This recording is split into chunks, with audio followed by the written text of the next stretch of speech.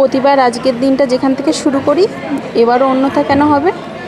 বিয়ের সময়ই ওনাকে বলে এসেছিলাম যে এমন কৃপা করো যেন প্রত্যেকবার একসঙ্গে এই দিনটা তোমার কাছে আসতে পারি, আর উনি কিন্তু সেই কথাটা রেখেছে। এবারও ঠিক সময় মতো চলে এসেছি মায়ের কাছে, কারণ তার কাছ থেকেই তো এই সুন্দর জীবন আর এই সুন্দর মানুষটাকে আমি পেয়েছি, তাই না।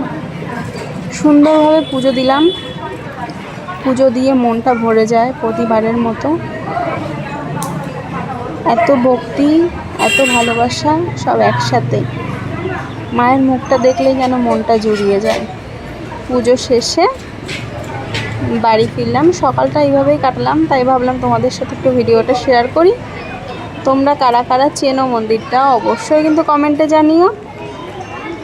আর এই পুজোর পাশেই একটা দোকান আছে যেখানে কিন্তু পরোটা না খেলে মিস করে যাবে। পুজো সেরে ওখানে খাওয়া দাওয়া করে টাটা বাড়ি চলে আসলাম।